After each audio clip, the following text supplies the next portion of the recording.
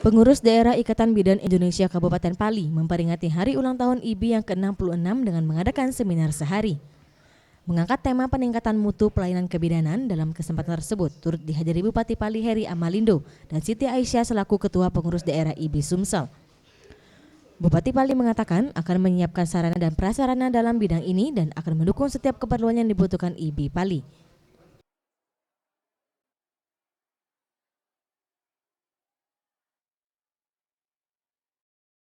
Ya, itu tadi, angka kematian kelahiran itu tentunya dengan adanya posyandu, pemeriksaan kehamilan, dengan pemberian gizi yang baik, insya Allah kematian bayi umur di bawah 2 tahun itu sekarang alhamdulillah sangat-sangat sudah jauh menurun dari sebelum-sebelumnya. Ya, tentunya apa yang kami sampaikan tadi, tentunya kami menyiapkan dulu sarana-prasarana daripada bidan ini. Tadi mereka minta sekretariat, insya Allah akan kita buatkan.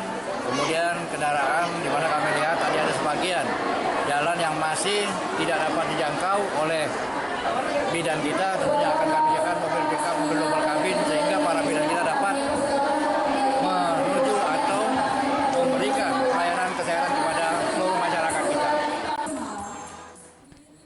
Sementara itu, Ketua Pengurus Daerah IBI Sumsel Siti Aisyah menyampaikan pihaknya akan mengevaluasi serta memberikan motivasi kepada seluruh bidan terkhusus di Kabupaten Pali.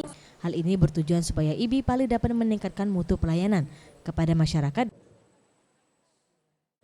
Adalah di samping makna utama adalah memperingati, mengevaluasi, kemudian memberi semangat kepada seluruh warga bidan yang ada khususnya di Kabupaten Pali untuk mampu meningkatkan dirinya menjadi bidan yang profesional. Itu yang paling utama.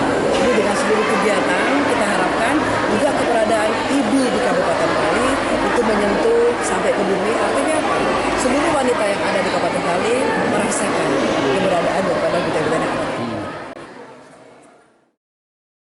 Tim Liputan Sriwijaya TV.